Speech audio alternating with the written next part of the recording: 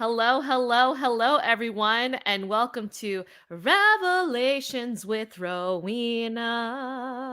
Perhaps by the end of 2022, I'll have an official audio, video, something introduction.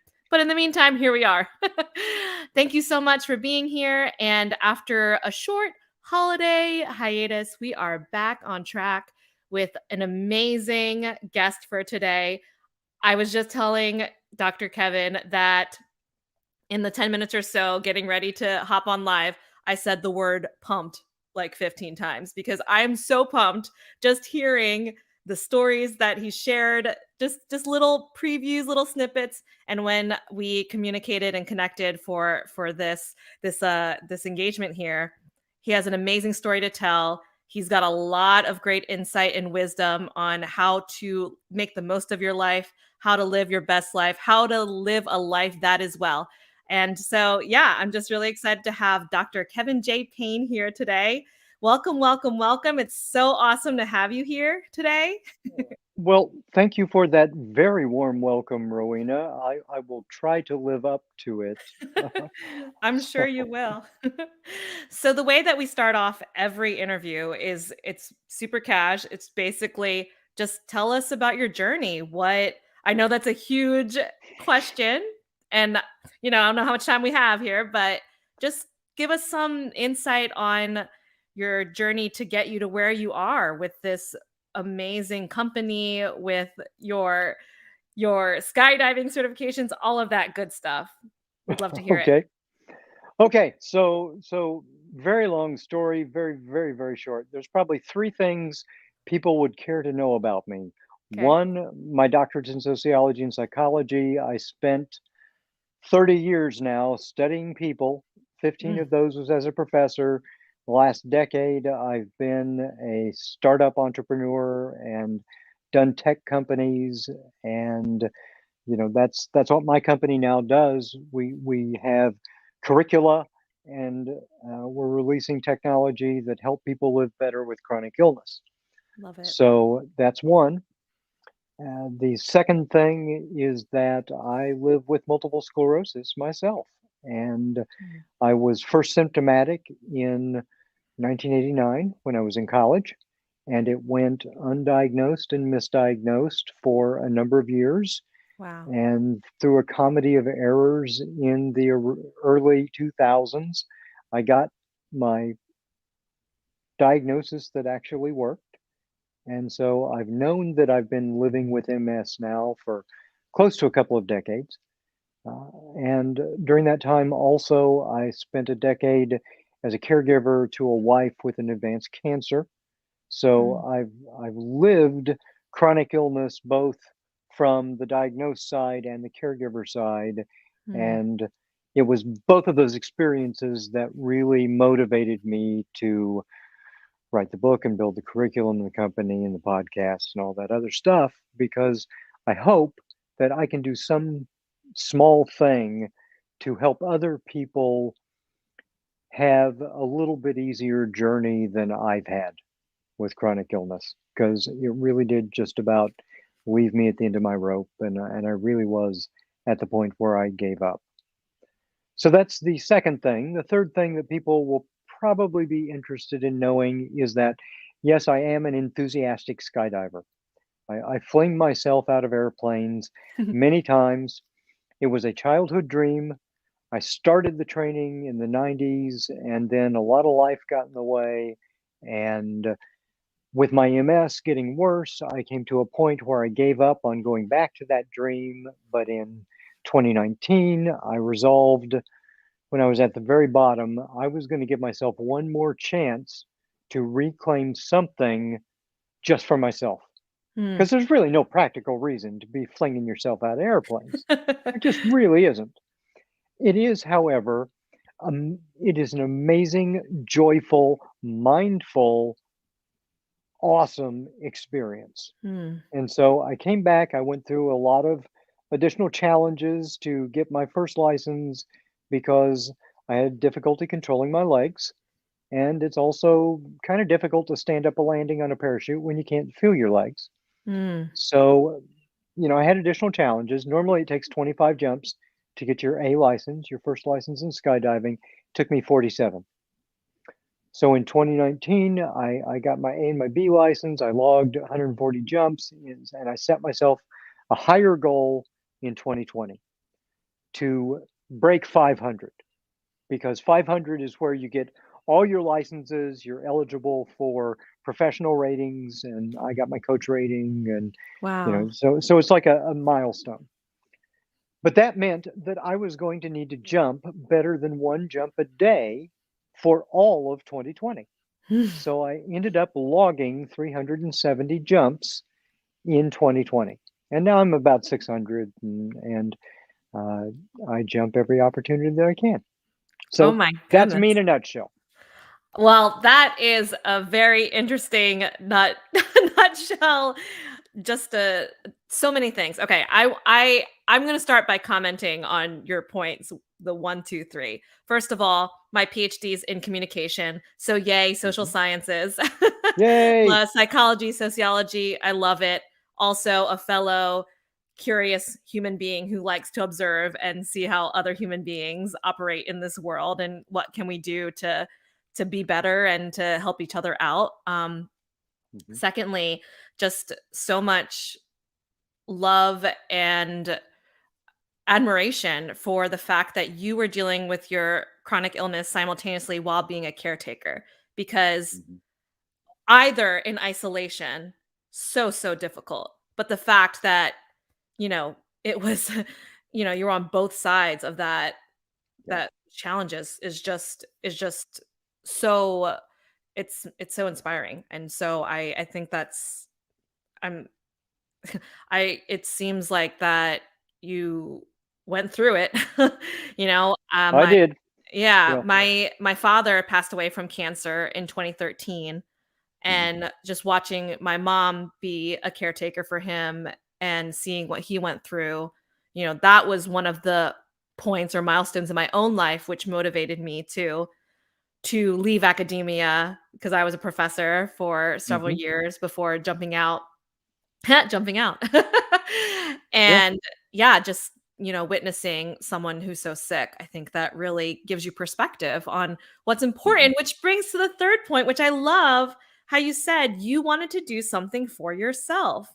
And for Yeah. us humans who, especially entrepreneurial folks like us, who we have this heart of service, it can be hard sometimes when we're pouring into others so much as professors, as caretakers, as teachers, mentors, CEOs, what Mhm. have you, to do something because that was a personal goal that you've had over the years. So the fact that Yeah. you had that tenacity to come back to it eventually, and now 600 jumps later, and also apologies, I said certifications, I meant licensures, right? This isn't, Yeah, you those are licenses. In yeah, skydiving, there are licenses, and then there are ratings, which are the okay. professional standards Mm. that you meet for different things. So I'm just learning things as we go along, but I think that that's just a wonderful lesson and reminder that you never know what's going to happen, whether it's a sickness, an illness, COVID-19, right? So I Yeah, I just yeah. I commend you for following through with that, over the years. I'm going to do it, and here you are, and you did it. Well, yeah, it was a long road getting there, and I Yeah. apologize to my dog who keeps Oh, I checking out love the it. window there. I noticed your puppy back there. It's so cute. Yeah, the cat may come to visit too. That's Oh, fun. oh, Oh, there. oh, ooh, what's this puppy's name? He's an Akita named Sanmo. Songmo. Okay, well, Hmm. we'll have to give a credit to Songmo then as well. Oh, yes. Yeah, I close my door because my cats sometimes come in here and they claw at me for attention, which distracts a Ah, little bit. well, they will come along, but they're both very quiet. So Okay. I usually let them, Yeah. be in the area. Silent friends. Hmm. So, yeah, I don't even know where to go from there. So we talked about you know, you jumped out, flung yourself out of an airplane, and we were joking prior to going live. How does that relate to an analogy of life, business, things Hmm. of that nature? Hmm. What lessons did this experience teach you over the last couple of years? Yeah, it was a really important thing for a couple of reasons. One was I had spent the last couple of decades always being the expert in the room. Mm, As the professor, as the consultant, as, the advisor, whatever it was, I yeah. was always the person with the answers. And I had lost my beginner's mindset. Mm, And and one thing that chronic illness will do to you is it will humble you. mhm, There will be things that maybe you used to be able to do that you no longer are able to do, mm, or you are inconsistent in your ability to do it, or you have to learn a different way to do it. And that is frustrating and it's disheartening. And so I knew that going back to skydiving, I was not going to be good at it hmm, because my body refused to do some of the things that you need to do. And normally it takes you 25 jumps to get your A license. That's your first license in skydiving. It took me 47 mm. and some really terrifying jumps. I mean, literally, I had instructors come down afterward, people with thousands of jumps who've pretty much seen it all, who came down and would tell me that was the most terrifying jump I have ever had Oh my goodness. because I would have such a difficult time getting my legs to do what I needed them to do. Wow. But I always managed to get stable and pull on time, and that's, like, the important thing. So I Mm, was always altitude aware.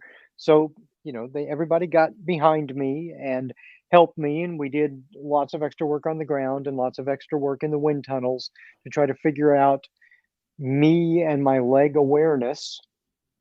And so putting myself in a position where I had to be humble, and I mhm, had to start from the very beginning, and I had to fail a lot mm, and work through that.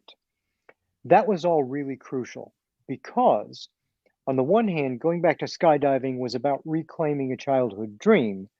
But on the other hand, by this time, the thing that I was most terrified of in the world was my own body yeah, because my body had betrayed me yeah. so many times.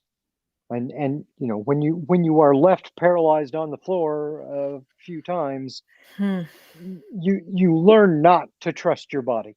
mhm, So I was going to put my body in a position where I had to save myself every time. yeah, And that's an extreme form of, exposure therapy. yeah. But for me, every time I leave an airplane, normally we go at about 14,000 feet. And Mhm. from 14,000 feet, you've got 82 seconds in your life expectancy once you leave that door, unless you deploy your parachute and land safely. So when I exit the door, and fear is on the inside of the plane, but on the other side of that fear is the most amazing joy Wow. and accomplishment and meaningfulness and Mm. mindfulness and focus because there's nothing distracting you in a skydive. You are Yeah. right there living that moment completely. And and Wow. and that is an amazing experience. So I Mhm. tell myself every time I leave the airplane, 82 seconds because now my lifespan is 82 seconds unless Mm. I do something really right. Mhm. So you've seen the cover of my book. And that photo took us 8 jumps over 6 weeks to get that exact photo because that's what I wanted on the cover of this book. That's what I saw Yeah. because this tells the story of the book. And that story is when that photo was taken, I was 5,000 feet above the planet, heading to Earth at 120 miles an hour. Whew. That means that instant was 27 seconds from death if I Wow. did nothing. So what I'm doing at that moment, I've got my hands up like this because I'm about to sweep my arms out wide and make this gesture that's called the wave off. And what that is there comes a point in every skydive, if you want to do another skydive, and that is the point, that you have to save yourself. And we get separated from one another, we wave off, and we are announcing to everybody in our airspace, I am now about to take positive action to save myself. I Wow. am choosing life. And you deploy your parachute. So, in our distracted world, how often do any of us get the opportunity to actively choose life? Mm. And that's what a skydive gave me. And I learned that I could dial my acute stress response up to 11 every day, day after day, with my wonky body and my wonky central nervous system, and I could save myself every time. Holy And moly. Yeah. but that's the lesson that I want people to take from this book, because I want them to understand that you may feel like your life is in free fall, that you are at the mercy of forces far bigger than you. But Mhm. when you pick this book up, you are making an active decision to save yourself. Okay. I have several things that are just coming through after that riveting explanation of what doing this has meant for you and writing the book and all of that. First of all, just the humility as you mentioned, right? That Mhm, especially professorial folks or recovering perfectionists, folks that mhm, we would do all the things. We relied on ourselves to handle the things. We told other people what to do. We were the expert, the authority. The mhm, fact that when push came to shove and it came to your health and when it came to engaging in this dream that you had to lean in on other people, that you had to surrender, right? And not be mhm. the brightest one in the room. That is such a valuable lesson because there's a vulnerability, right? That comes with that, to be Yeah. able to say I can't do this alone and I need your help to get me here. Mhm, So mhm, brilliant, amazing. And the point you made about despite everything that's happening. And I think for a lot of us, especially as my therapist and I call it, the collective retreat that was COVID-19, where we kind of had to sit mhm, with ourselves for a minute, which for folks mhm, that, myself included, that had been running around, very active, doing all the things, to be able to have some sort of stillness and yeah. reflect on, okay, what am I actually in control of? Like what can I do to live a life lived well, right? Mhm. I it's just the visual you gave and about what did you call it? Waving off. Yeah, the wave off. The Mhm, wave off is just beautiful. It's like you're the one that you're going to save yourself. And mhm. I'm not a skydiver. I Before we went live, I mentioned that I had an opportunity and it didn't work out, and I don't think I'm gonna take an opportunity ever again. And But that's and that's okay. okay. But I was gonna say Mhm, my equivalent in terms of that mindfulness mhm. is theater performance for me. Oh, yeah. So Mhm, so it's getting in that flow state, not thinking about everything else that's out there. You're hopping out that plane, I'm walking on that stage, and mhm. it's just me and engaging and just being intentional and present every single step of the way. And again, yeah, it's going to vary. It's not skydiving for me, but it's performance. Yeah. It can And be that's yeah. and that's really why I titled the book Your Life Lived Well, Mm. because it's your life Yes. and it's your journey. Yes. And I very specifically, so many of these kinds of books, they Mm. have here's the way, and they give you a blueprint for, here's what you need to do. Mm. And that's a load of crap because Yeah. all of those methods will work for someone, but only some of them will work for you. Mm. And I'm not interested in being prescriptive I was about it. just that was the word I was thinking as well, Yeah. Kevin. Yeah, I, prescriptive. Yeah. what I am interested in is instead showing people a different way to see themselves and the way that they are living with chronic illness so Mm. that they have the tools to craft a better path for themselves. I love that. Because whatever's working for you now is not going to work for you in 6 months or 6 years. It's going to change because you change and your goals change and your environment changes. So I'm interested in here's the social and behavioral science that you can use to guide yourself in a better path. I was just going to say that you were speaking like a true, sociologist, psychologist, the social behavioral. Yeah. I mean, Yeah, we all have our unique lived experiences, and what's going to work for this person here is not necessarily going to work for this person there. So, I love that right. approach to not being prescriptive, because that's Mhm. just going to set up a lot of people to fail, because then we'll internalize it Exactly. and be like, well, there must be something wrong with me because Dr. Kevin said that I need to do this and I didn't do it. It didn't work. You are exactly right. That was the next point I was going to make Mm, because so many of the things that are out there now set people up for their failure yeah. and and because they're not experts in the field, they're not in a position to understand no, they didn't fail. The, the system that was put in front of them failed. Yeah. And I want I understand what it feels like to be completely disempowered Hmm. and to feel like I have no agency in my own life because Mm, I am at the whims of a vicious thing that has taken over my body. yeah.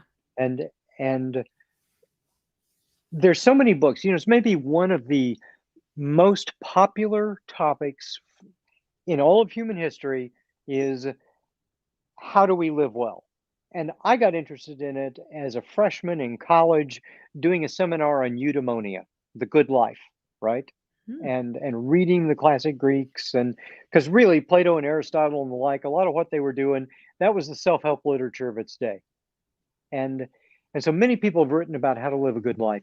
Very few people have written on the topic I've written on, which is how do you live a good life when you have something really awful mm, that you can never get away from? mm. Yeah, yeah.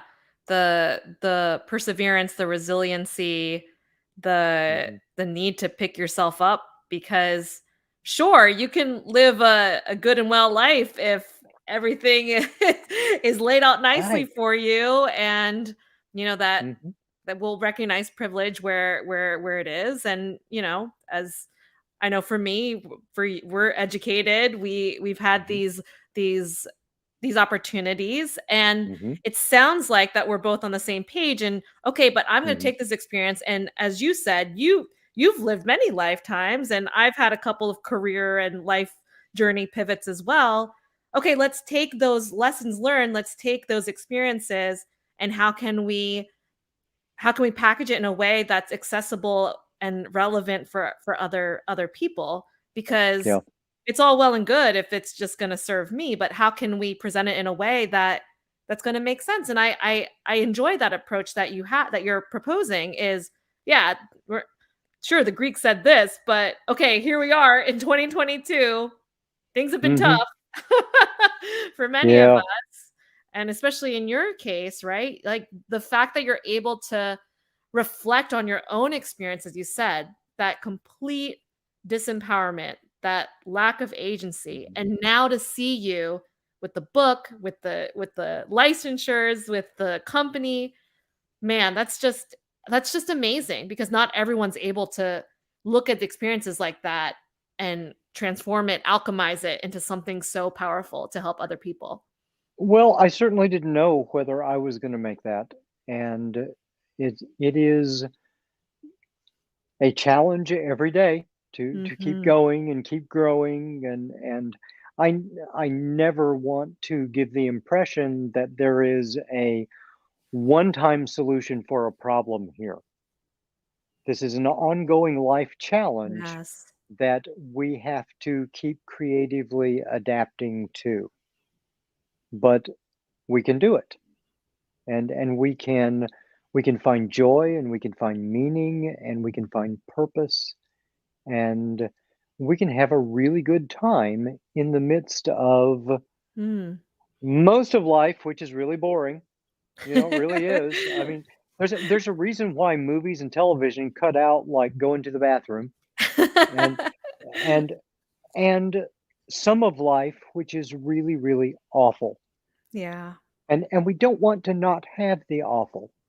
Humans Mm. really do need the we need to see good and bad in relief of one Yeah. another, and we Yeah. and we really don't appreciate it if we don't.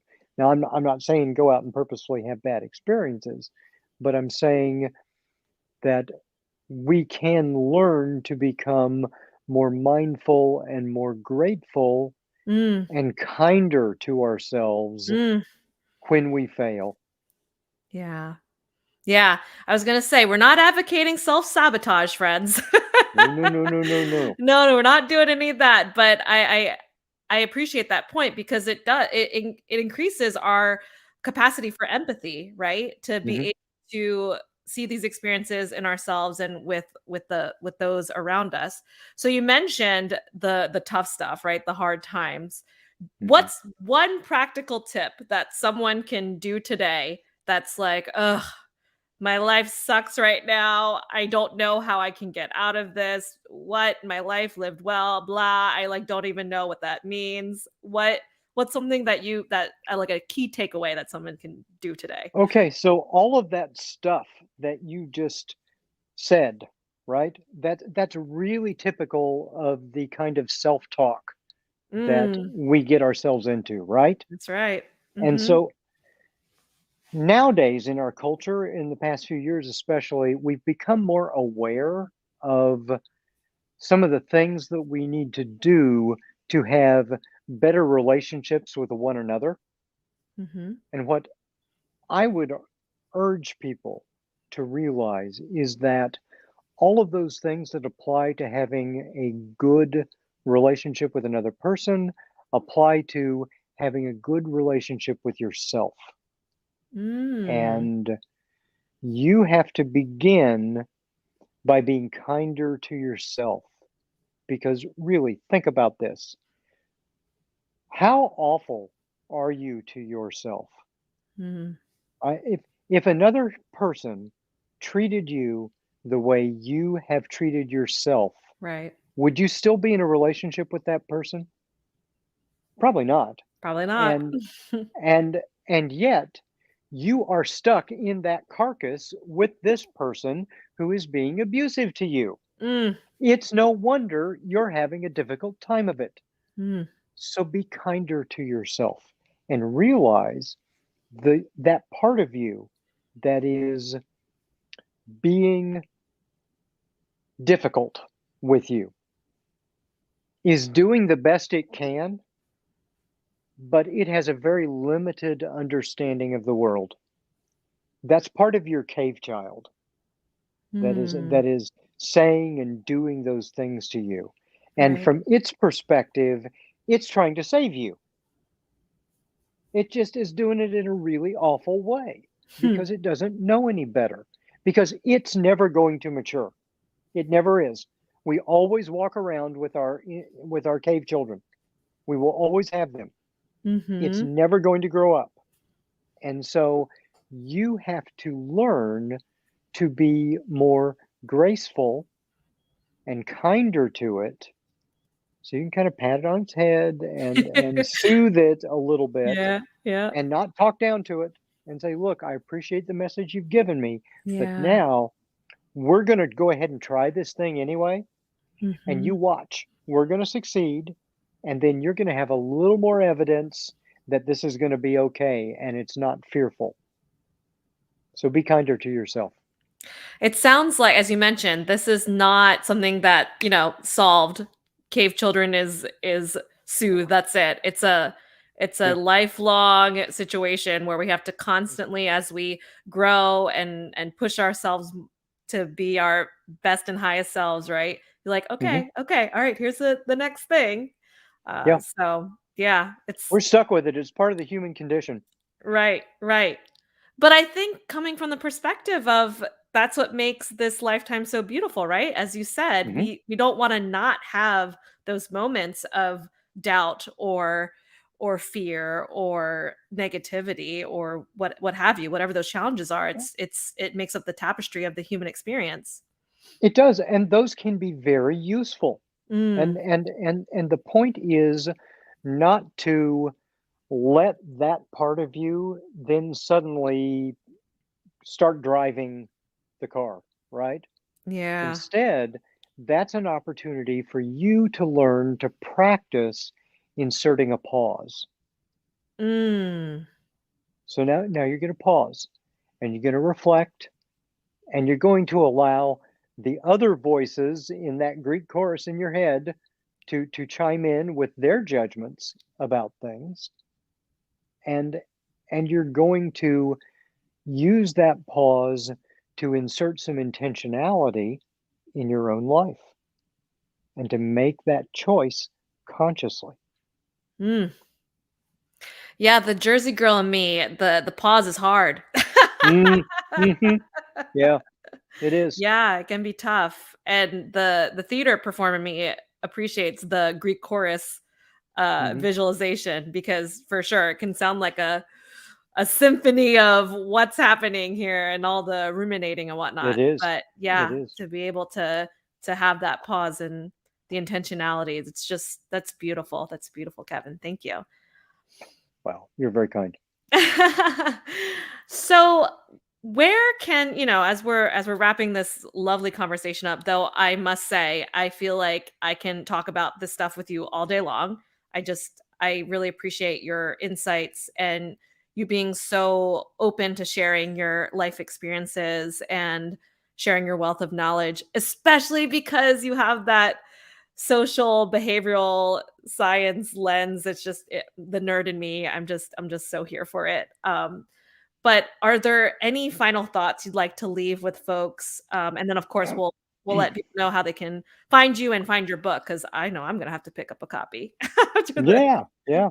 You know, the subtitle of the book is Mhm. The Science of Crafting a Good Life Under Chronic Distress, Pain, and Illness. Hmm. And one of the things, maybe the last thing I would emphasize here is a chronic illness or chronic distress is always going to push us to the edge and keep us there. And one, we have to learn how to function better at the edge. But we also have to learn that we can't always fight and we can't always be up and we can't always be on the edge. It's a cycle. We have to take Mm. ourselves from what I call the edge back to our home. And at Mm. home, we've got to allow ourselves to rest and recover and recuperate and consolidate and sleep and nourish and all those things because growth doesn't happen on the edge. Stress happens on the edge. Stress can be good stress. We got good Yeah. stress, stress. But after those experiences, Mhm. we have to come back home to allow ourselves to grow and recover. Ooh, yeah. I love that. Okay, sorry. Now I have one more question based off of that whole thing. You know, How do you know it's time to go home? because there's actually a really practical answer to this. Okay, love it. You'll notice one of two things in your Mhm, behaviors. mhm. One, either you start becoming inconsistent, Mm. Succeed, fail. Because Mhm. at the edge, on one side of the edge, you succeed, on the other side, you fail. Okay. And so being inconsistent is an issue of being at an edge, Okay. period, full stop. The Mhm. second thing is your edge is starting to drop. So, in other words, the thing that you could do an hour ago or 3 hours ago, now you cannot. Mm. So if your edge is dropping or if you are becoming inconsistent, those are your behavioral cues that it is time for you to pull back and go home. Okay. Okay. All right. Okay. Well, you heard it here, folks. Sometimes you got to go home and sometimes you got to meet your edge, and that's just the fun times of life. Yeah, Whether it's jumping out of an airplane or walking on and singing your solo. I love it. That's just great. Well, where very can cool. where can folks find you, Kevin? I mean, Uh, gosh, I just now I need to read all the things and learn so much more from you. This was amazing. well, I've tried to make it very easy. You can go to yourlifelivedwell.co.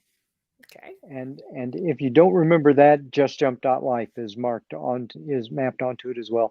And there you've got all my social stuff that you can follow in Perfect. different places. There's links for the book, and there's a free 100 pages of the book you can get right Ooh. now to see if it's something that you're interested in. There's a calendar with lots and lots of webinars that are coming up, and podcast links and all kinds of good stuff, new stuff appearing all the time. Well, that sounds like a ton of fun stuff. I'll be sure to drop that link into the show notes so that folks can just click on that, make it even easier for them, because I know that I'm definitely going to check it out so that I can live a much more intentional and amazing life in 2022. We're all here to deserve it. So I just want to thank you so much again for being here. This was such a lovely conversation. Well, thank you so much, Rowena, and be well. Oh, yes, let's all be well. When speaking of being well and, going home, so the next 2 weeks we're going to take a little break because I'm going on vacation next week, going skiing with my husband's family. So we're going to have some Ooh. fun intentional time there. So that'll be great. And then a little travel, but we'll be back in early February where I will be chatting with Zuri Battle of Holistic Wellness LLC, and she's going to talk about embracing your authentic self. So I think that's going to be a great conversation, definitely in alignment with what we were talking about with Kevin today. How can we live our best life and be authentic while doing it? So until then, take care of each other, live your best life, live well, and tell that inner cave child it'll be okay. We'll soothe you. Thanks Mm. everyone. Have a great day and we'll see you soon. Bye.